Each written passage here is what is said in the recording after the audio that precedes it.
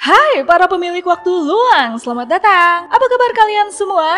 Mudah-mudahan sehat selalu ya. Di video kali ini, kita akan melanjutkan kembali alur cerita drama Korea yang berjudul My Name, episode kedua. Di episode lalu, Jiwo, seorang gadis SMA, harus menerima kenyataan pahit jika satu-satunya orang yang disayanginya, yaitu ayahnya, adalah seorang buronan polisi. Dan tepat di hari ulang tahunnya, Jiwo pun mendapat kado pahit, yaitu kematian sang ayah yang terjadi di hadapannya akibat dihabisi oleh seorang pria misterius. Mencoba untuk mengungkap siapa yang telah menghabisi sang ayah, Jiwo pun memutuskan bergabung dengan Choi Mujin yang adalah sahabat dari ayahnya yang juga adalah seorang pemimpin Dongcheon. Dan untuk bisa menjadi salah satu anggota Dongcheon, Jiwo pun rela kehilangan masa mudanya dengan berlatih bertarung dan mempertaruhkan nyawanya bersama preman jalanan lainnya. Penasaran dengan kelanjutan kisahnya? Tonton video ini ya. Namun sebelumnya, jangan lupa klik subscribe, like, komen, dan nyalakan notifikasi loncengnya ya, supaya bisa dapat update drakor dan film dari channel ini. Dan buat yang sudah subscribe channel ini, terima kasih banyak ya. Dukungan kalian menjadi semangat bagi kami untuk mengembangkan channel ini. Langsung aja kita bahas drakornya, check it out!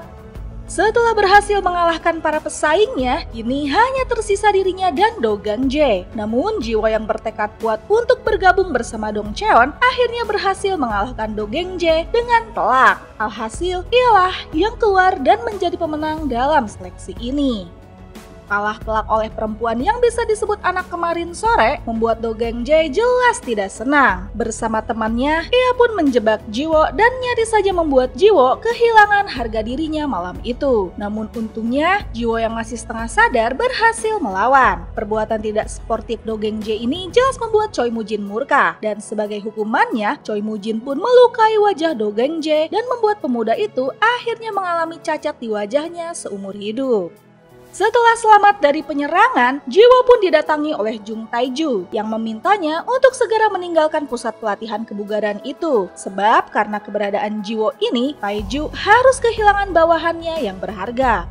Sepertinya bawahan yang dimaksud ini adalah Do Gang-jae ya. Taiju pun mengatakan kalau ia pernah menjadi bawahannya Dong-hun. Namun di mata Taiju, Dong-hun tidak cocok ada di dunia kriminal. Sama halnya dengan Jiwo. Namun Jiwo yang merasa sudah terlambat untuk berhenti, malam itu menemui Choi Mujin di sebuah kedai. Yang mana tempat itu dulu sering Choi Mujin kunjungi bersama almarhum Dong-hun. Mujin pun memberikan sebuah amplop berisi identitas baru yang kelak akan digunakan Jiwo. Ya, malam itu Jiwo resmi menjadi anggota Dongcheon. Namun Mujin pun merubah identitas Jiwo dan menggantinya dengan nama Oh Ye-jin. Mujin pun menyerahkan sebuah senjata yang disebutnya telah digunakan untuk menghabisi Dong-hun malam itu. Yang mana senjata itu adalah milik seorang polisi. Ya, Mujin mengatakan jika orang yang telah menghabisi Dong-hun adalah seorang polisi. Dan ia ingin agar Jiwo atau Oh Ye-jin ini bisa menemukan polisi itu untuk membalaskan dendam.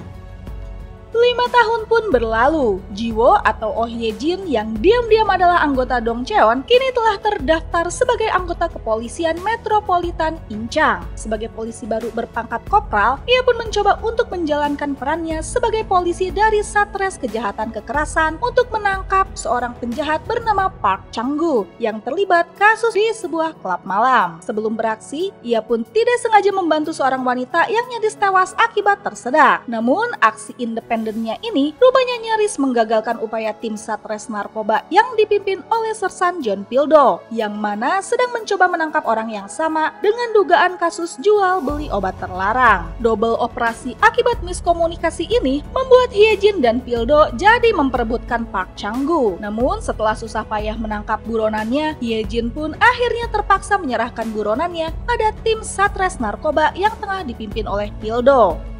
Sementara itu di tempat lain, Choi Mujin dan anggotanya berhasil menyingkirkan pria bernama Bai Jung-go yang dianggapnya sebagai pengkhianat. Keesokan paginya, Ye-jin pun mendatangi kantor Satres Narkoba. Namun tiba-tiba saja, ia dikejutkan oleh seorang pria yang wajahnya terlihat tidak asing. Ya, pria itu ia ingat sebagai pria misterius yang datang menggedor pintunya beberapa hari setelah kematian ayahnya. Pria itu rupanya adalah Kapten Cha Gi-ho dari Satres Narkoba. Ya, rupanya Ye-jin sudah 2 kali mendaftar untuk bisa bergabung dalam tim Satres Narkoba yang dipimpin oleh Kapten Cha Gi-ho ini. ini. Sang kapten pun menanyakan apa motivasi Hyejin untuk bergabung dalam tim ini, dan Hyejin pun menjawab karena ia ingin menangkap seseorang. Mendengar jawaban Hyejin ini, Cha Gi-ho pun auto menerimanya karena menurutnya Hyejin tidak akan bisa bertahan di tim ini jika alasannya hanya karena uang. Malamnya, Hyejin pun menemui Choi Mujin di tepi pantai. Mengetahui jika Mujin sering insomnia, Hyejin pun membawakan teh kamomil agar Mujin bisa tidur nyenyak. Hyejin pun lantas melaporkan jika ia sudah bergabung dengan Satres Narkoba dan akan segera mengungkap siapa polisi yang telah menghabisi ayahnya. Di tempat itu, Mujin pun bercerita jika Dong-hun pernah menyelamatkan nyawanya 10 tahun lalu. Dan sebelum berpisah, Mujin pun memberikan pisau miliknya pada Hyejin agar kelak bisa digunakan Hyejin untuk melawan orang yang telah menghabisi Dong-hun. Mujin pun berjanji apapun yang terjadi, organisasi Dongcheon akan terus melindungi Hyejin. Di tempat lain, saat tengah diinterogasi, Park Chang-gu pun memberitahu jika ada obat jenis baru yang sedang beredar. Dan orang yang mengedarkannya itu adalah seseorang bernama Manggo. Setelah mendapat info, Pildo pun keluar ruangan dan menemukan Hyejin sudah masuk dan bergabung bersama timnya. Pildo pun protes pada Kapten Cha Gi-ho karena keberadaan polisi wanita di timnya dianggap hanya akan merepotkannya.